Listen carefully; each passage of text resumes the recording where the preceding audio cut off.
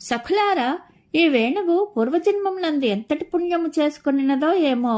ఆ స్వామినే తమ సర్వస్వముగా భావించేటి గోపికలకును సుదుర్లభమైన కృష్ణప్రభువు యొక్క అధరామృతమును తడి కూడా మిగల్చకుండా తాను మాత్రమే ఆస్వాదింపగలుగుచున్నది. ఈ వేణువు యమునా నదీ జలములు చిందెడి ప్రదేశమున మధురముగా గానము చేయిచు చక్కగా వర్ధిల్లినది.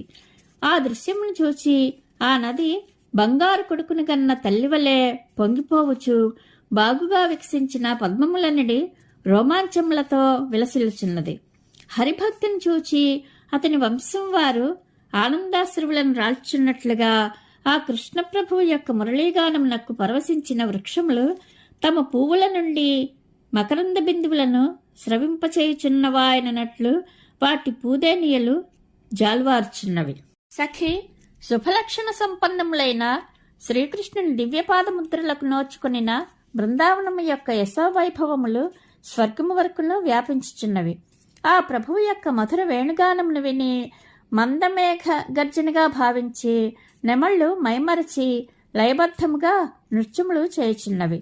ఆ గానమధురములకును ఆ నృత్య వైభవములకును అచటి పర్వతసానువులయందలి పశుపక్షాదులన్నీను పారవస్యమునకు లోనై నిశ్చేష్టముగా ఉన్నవి.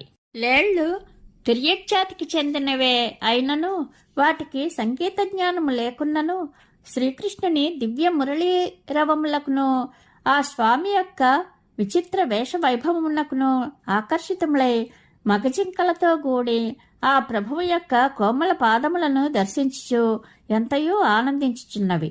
అంతేగాక అవి ప్రేమానురాగములతో నిండిన తమ చూపులండి కుసుమములతో ఆ దివ్యచరణములను ఆరాధించుచు ఆ పరమాత్మని అనుగ్రహములకు పాత్రములగుచున్నవి.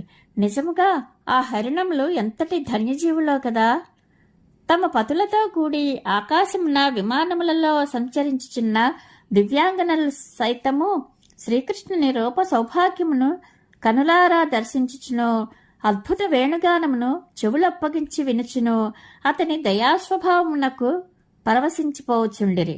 అంతటా శ్రీకృష్ణుని సన్నిధిని చేరుకున్నటకు గాను వారిలో తీవ్రమైన ఆకాంక్ష చెలరేగినది. అప్పుడు వారి కొప్పులు వీడి పూలమాలలు జారిపోవచుండెను, వస్త్రములు సడలిపోవచుండెను.